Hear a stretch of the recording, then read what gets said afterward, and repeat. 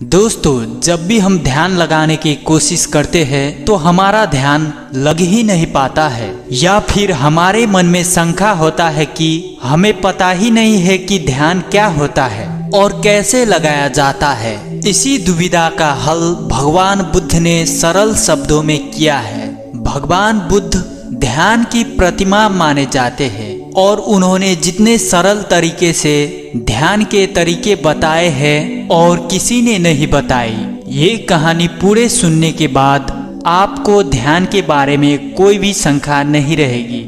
इससे पहले आप कहानी में खो जाए, वीडियो को लाइक और चैनल को सब्सक्राइब कर ले। तो चलिए कहानी शुरू करते हैं। एक बार बुद्ध के पास उनका एक शिष्य आया और उनसे बोला, बुद्ध, मुझे आपके सानिध्य में 3 साल हो गए हैं। मैं रोज आपके बताए अनुसार ध्यान लगाता हूँ। मुझे 3 साल से ध्यान में कुछ भी नहीं लाभ हुआ, कुछ भी नहीं प्राप्त हुआ। वहीं मेरे मित्र कहते हैं कि उन्हें कुछ न कुछ ध्यान करके प्राप्त हुआ है, परंतु मुझे क्यों नहीं हुआ। मुझे माफ करे बुद्ध, परंतु मेरे मन में ये विचार आने लगे हैं कि ध्यान से कुछ मिलता भी है या फिर ये मिथ्या है। मुझे तो आज तक कुछ भी नहीं मिला, और जो लोग ये कहते हैं कि मुझे ध्यान करने से ये प्राप्त हुआ, वो प्राप्त हुआ, मुझे लगता है कि वो सब झूठ बोल रहे हैं। आपने ही कहा था कि अपने बुद्धि से खोजो, और अब इतने वर्षों तक ध्यान करने के बाद मुझे ऐसा लगता है कि ध्यान से कुछ नहीं मिलता है। आप ही मेरा मार्गदर्शन करें। बुद्ध मुस्कुराए और बोले, इसका जवाब मैं तुम्हें कल सुबह ध्यान सभा में दूंगा, तुम वहां आना। अगले दिन बुद्ध सभी को इकट्ठा करके उपदेश देने लगे। बुद्ध बोले, आज मैं तुम्हें एक कहानी सुनाऊंगा। उसे तुम बस एक कहानी के तरह सुनना और समझने की कोशिश करना। यह एक काल्पनिक कहानी है। एक गुरु ज्ञान के लिए बहुत प्रसिद्ध थे। कहा जाता है कि उन्होंने एक सोने का पहाड़, जिसका सिर हीरे का बना हुआ था, उन्होंने उसे खोज लिया था, जिससे उन्हें ज्ञान की प्राप्ति हुई। वो पहाड़ पर अकेले रहते थे। उन्होंने किसी को भी अपना शिष्य नहीं बनाया। काफी समय बाद 3 भाई उनके शिष्य बनने के लिए उसके पास गया और उनसे ज्ञान ग्रहण करने के लिए कहा। गुरु मान गए और उन्हें अपने साथ ही रख लिया। फिर तीनों ने उनसे सोने का पहाड़ के बारे में पूछा। गुरु ने कहा, मैं तुम तीनों को इनका जवाब बारी बारी से दूंगा और इसका रास्ता भी बताऊंगा ताकि तुम उस पर चल सको। फिर गुरु ने पहले शिष्य को बुलाया और एक रास्ते की तरफ इशारा किया और कहा कि यहाँ से तुम सीधे चले जाना और कहीं मत मुड़ना। ये रास्ता तुम्हें सीधे उस पहाड़ तक ले जाएगा और कहीं भी अपनी यात्रा मत रोकना। शिष्य अपने गुरु की आशीर्वाद लेकर यात्रा को निकल पड़ा। रास्ते में उसे काफी कठिनाई हुई। उसके पाँव में कांटे चुभे, कीड़े मकोड़ों ने भी उसको काटा, कुछ जंगली जानवरों से भी उसका सामना हुआ और वो जैसे तैसे जंगल पार कर रहा था। तभी रास्ते में उसे भूख लगी। उसने जंगल में कुछ खाने का इंतजाम किया। खाना खाकर फिर से वो आगे बढ़ गया। उसके बाद वो एक मरुस्थल में पहुंच गया। वो काफी बड़ा था। उसके पास खाने के लिए थोड़ा सा खाना बचा हुआ था, लेकिन उसके पास पानी नहीं था। वो प्यास से बहुत व्याकुल हो रहा था। फिर भी वो चलता रहा। चलते चलते अंत में वो बेहद थक गया। अब उसके लिए प्यास सहना नामुमकिन हो गया था। उसके मन में अब ये सवाल आने लगे कि कहीं गुरु ने उसे कोई गलत मार्ग तो नहीं बता दिया। अब धीरे धीरे उसका चेहरा मुरझाने लगा था और गला सूखने के कारण वो वहीं मरुस्थल में गिर गया। तभी वहां अचानक से बारिश की बूंदें गिरने लगी। वो वहां से उठा और तुरंत अपना बर्तन भरने लगा और पानी पीकर अपना प्यास बुझाई और फिर से आगे बढ़ गया। अब वो एक नदी के किनारे पहुंच गया था। नदी पार करने के लिए उसने एक नाव बनाई और उस नदी को पार करने लगा। तभी वहां एक बवंडर आ गया। और उसकी नाव उसमें डूबती चली गई। वो आदमी भी पानी में डूबने लगा और डूबते हुए सोचने लगा कि गुरुजी ने ये कैसा मार्ग बता दिया।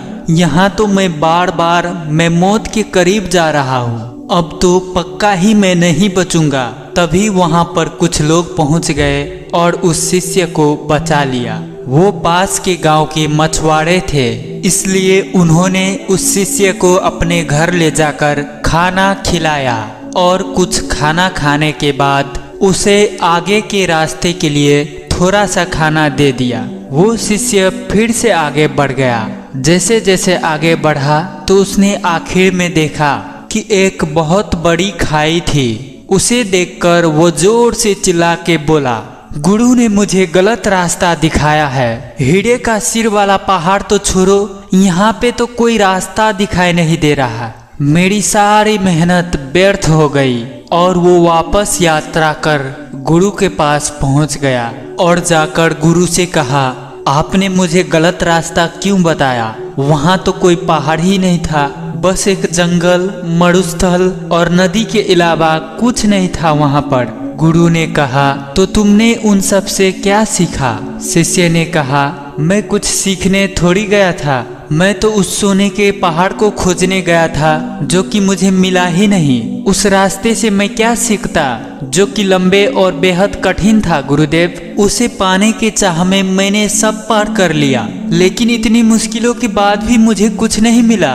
तब गुरु ने कहा, तुम रुको, मैं तुम्हारे दूसरे भाइयों को भेजता हूँ। पहले शिष्य ने कहा, उन्हें भी वहाँ कुछ नहीं मिलेगा। अरे वहाँ पर कुछ है ही नहीं, उन्हें क्या मिलेगा वहाँ पर? तब गुरु ने दूसरे शिष्य को आशीर्वाद दिया और वो भी उस मार्ग पर निकल गया। कुछ दिन के बाद वो भी वापस आ गया। तब गुरु ने पूछा, तुम्हें वो पहाड़ दिखा? शिष्य ने कहा, नहीं, मुझे कोई पहाड़ नहीं दिखा, वहाँ तो बस एक खाई थी। मुझे लगा शायद मैं आपके बताए रास्ते से भटक गया हूँ, इसीलिए मैं आपसे रास्ता पूछने आ गया। तब गुरु ने पूछा, तुमने इन सब से क्या सीखा? शिष्य ने कहा, गुरुदेव, मैंने अपनी पूरी यात्रा एक जंगल से शुरू की और उसे पार करते हुए आगे निकल गया। मैंने यही देखा कि कैसे सारे जीव एक दूसरे पर निर्भर रहते हैं, एक दूसरे का खाना भी बनते हैं। उसके बाद मैं एक मरुस्थल में पहुंच गया। वहां पर मैं पूरे रास्ते में पानी के लिए व्याकुल रहा।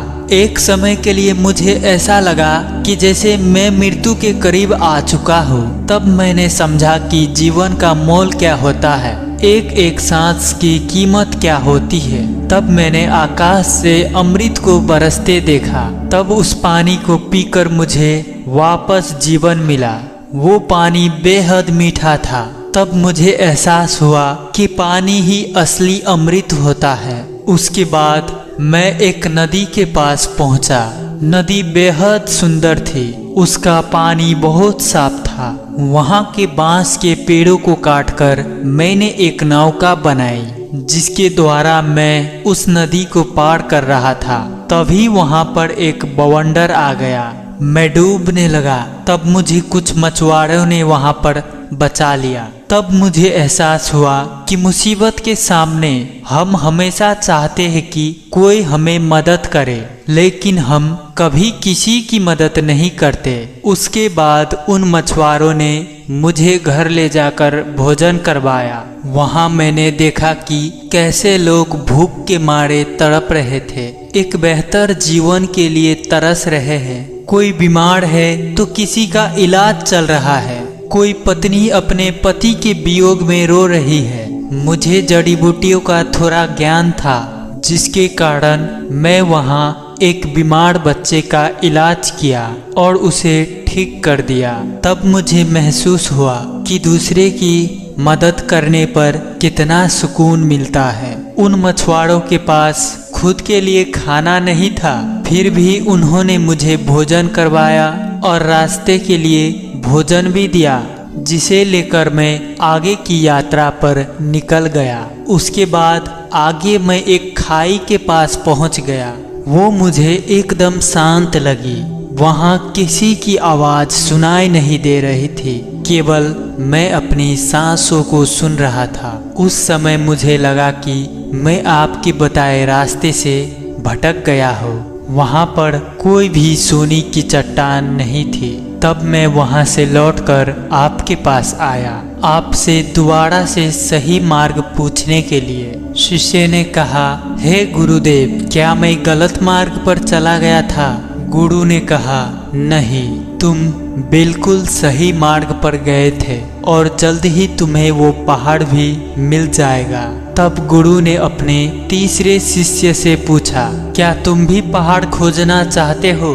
शिष्य ने कहा, गुरुदेव, मुझे उस रास्ते में पहाड़ मिलेगा या नहीं मिलेगा यह तो मैं नहीं जानता, लेकिन मेरे शिष्य भाइयों ने जो वहाँ के बारे में बताया है मैं उसे जानना चाहता हूँ। तब तीसरा शिष्य गुरु के आज्ञा लेकर यात्रा पर निकल पड़ा। कुछ दिन बाद वो शिष्य वापस आया। गुरु उसे देखकर समझ गए थे कि उसे वो सोने का पहाड़ मिल गया है। उसके चेहरे पर एक अलग ही चमक थी। वो काफी शांत था। शिष्य ने गुरु को प्रणाम करते हुए कहा, हे गुरुदेव, आपने जो मार्ग दिखाया उसका मैं बहुत आभारी हूँ। उसने कहा, वो सोने का पहाड़ मिल गया है जिसका शीश हीरे का है। ये सुन वो दोनों शिष्य बोले, क्या तुम्हें वो खाई मिली? तब तीसरे शिष्य ने कहा, हाँ, मुझे मिली थी। मैंने भी वो सब अनुभव किया जो तुमने किया था। आखिर में मुझे वो खाई मिली जहाँ अपार शांति थी। इतनी शांति मुझे कहीं नहीं मिली। मुझे पता था मैं सही मार्ग पर हूँ। मुझे पता था पहाड़ यहीं है। उसे ढूंढने के लिए मैंने खाई में कदम बढ़ा दिया। उस समय मेरे मन में भी बहुत सी आशंकाएं थी, लेकिन मैंने 2 बार मृत्यु को करीब से देख लिया था, इसलिए मुझे उसका भय नहीं था। मुझे बस वो पहाड़ ढूंढना था। मैंने अपना कदम उस तरफ बढ़ा लिया। जब मैं आगे बढ़ा तब मैंने देखा कि मैं गिरने की जगह हवा में उड़ रहा हूँ और इसी तरह मैं उस खाई पर आगे बढ़ता चला गया और मैंने वो खाई पार कर ली। जब मैं आगे पहुँचा तो वहाँ काफी अंधेरा था, बिल्कुल भी रोशनी नहीं थी। उसके बाद जब मैं और आगे बढ़ा तब मैंने देखा कि आगे अथाह रोशनी है। वो रोशनी इतनी ज्यादा थी कि मुझे उसमें कुछ नहीं दिखाई दिया। तब मैं आगे सीधा बढ़ता गया। वो रोशनी इतनी ज्यादा थी कि मुझे उसमें कुछ भी नहीं दिखाई दिया। तब भी मैं सीधा आगे बढ़ता गया। उस समय भी मैं बेहद डर रहा था, कांप रहा था, लेकिन फिर भी मैं आगे बढ़ता रहा और अंत में मुझे वो सोने का पहाड़ मिल गया जिसका सिर हीरे का था। उसके ऊपर जाने के बाद मेरा मन बिल्कुल शांत हो गया। बेहद खुशी हुई और मन प्रसन्न हो उठा। कहानी पूरी होने के बाद बुद्ध ने सबसे पूछा कि तुमने इससे क्या सीखा? तब बुद्ध के शिष्य उनके सामने हाथ जोड़कर खड़े हो गए और कहा कि हे बुद्ध, उन तीनों शिष्य के गुरु ने जो रास्ता उन्हें दिखाया था वो रास्ता उनके अंतर मन का था। पहले शिष्य के लगन और निष्ठा सही थी, लेकिन वो महत्वाकांक्षी था। उसने मार्ग में आई किसी भी चीज से कुछ भी ज्ञान प्राप्त नहीं किया। वो पूर्ण रूप से महत्वाकांक्षी हो गया। उसके मन में केवल वो पहाड़ चल रहा था, जिसकी वजह से वो आसपास की चीजों से कोई भी सीख नहीं ले पाया, जबकि उसके आसपास ज्ञान ही ज्ञान था। दूसरे शिष्य ने सब देखा और समझा कि प्रकृति कैसे काम करती है, जीवन कैसे जिया जाता है, मौत के समय कैसा लगता है। उसने मौत को और सांसों के मूल्य को समझा। उसने अमृत को पहचाना कि पानी ही अमृत है। वो आखिर तक गया और उस छोर से वापस आ गया जहां उसे मंजिल मिलनी थी। वो उस खाई को देखकर घबरा गया जिसकी अथाह शांति उसको पसंद आई थी, लेकिन वो ये नहीं समझ पाया कि वही उसका रास्ता है। और वो उसे गलत मार्ग समझकर गुरु के पास वापस लौट आया। लेकिन इस यात्रा से उसने कुछ पाया, लेकिन तीसरे शिष्य के मन में उस पहाड़ को पाने की कोई जिज्ञासा नहीं थी। वो तो केवल उस मार्ग को जानना चाहता था जो उसके भाइयों ने देखा था। आखिर में वही हुआ, उसने हर चीज अनुभव की। फर्क बस इतना ही था कि वो उस खाई की गहराई में चला गया जहाँ एकदम अनंत अथाह शांति थी। वो इस सब को महसूस करते हुए अंधकार में आगे बढ़ता चला गया और एक समय के बाद उसने रोशनी ही रोशनी देखी। और वो पहाड़ जिसकी उन्हें तलाश थी, वो पहाड़ कोई और नहीं बल्कि खुद का उसका शरीर था। सोना उसका शरीर था और हीरे का शीश उसका मस्तिष्क था, जिसमें उसे बहुत सारा ज्ञान और शांति अनुभव हो रही थी। अब जिस शिष्य ने बुद्ध से कहा था कि 3 साल में उन्हें ध्यान से कोई भी चीज प्राप्त नहीं हुई, वो बुद्ध से जाकर बोला कि भंते, मुझे माफ कर दे। पहले मैं आपके पहला शिष्य बना था, लेकिन अब मैं कोशिश करूंगा कि आपका दूसरा शिष्य बनकर दिखाऊं। अब मेरे मन में कोई भी दुविधा, कोई भी सवाल नहीं है। दोस्तों, हम सब की ध्यान मंजिल की तरफ होता है, लेकिन असली आनंद तो रास्ते का होता है, मार्ग का होता है। और जो आदमी मार्ग का मजा लेते हुए मंजिल का सफर तय करता है, वो मंजिल तक पहुँचते पहुँचते ही अनंत शांति को प्राप्त कर लेता है। और जो व्यक्ति सिर्फ मंजिल पर पहुँचने की चिंता करता है, वो मार्ग का आनंद ही नहीं ले पाता। इसीलिए मंजिल से ज्यादा मार्ग जरूरत हो जाता है। दोस्तों, अगर आपको इस वीडियो से कुछ सीखने को मिला है तो इसी तरह का मोटिवेशनल वीडियो पाने के लिए हमारे चैनल को जरूर से जरूर सब्सक्राइब कीजिएगा। धन्यवाद।